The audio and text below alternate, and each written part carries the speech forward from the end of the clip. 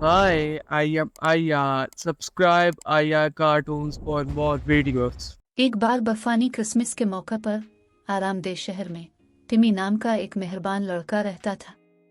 Tummy सबसे तेज runner और रियाजी में बेहतरीन नहीं था, लेकिन इसका दिल गर्मजोशी और मुस्कुराहट से भरा हुआ था जो तारीख तरीन रात को रोशन कर सकता था।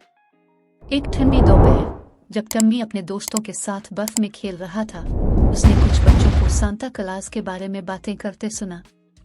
उनका कहना था कि सांता सिर्फ उन बच्चों के लिए तोहफे लाता है जो हर चीज में बेहतरीन थे, तेज तरीन, होशियार, सबसे ज्यादा बासलाहियत।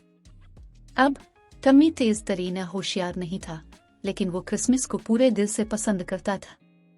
इस रात वो खिड़की के पास बैठा सितारों से भरे आसमान को देख रहा था, सोच रहा था कि क्या सांता इससे मिलने आएगा। जैसे ही वो उम्मीद खोने ही वाला था कि घंटियों की एक जादुई झनकार सुनाई दी और खुद सांता अंदर आया। इसकी आंखों में चमक थी।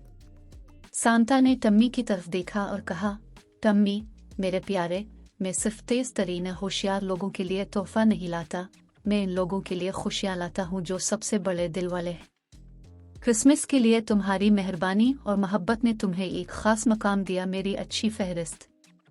टम्मी को अपने कानों पर यकीन नहीं आ रहा था।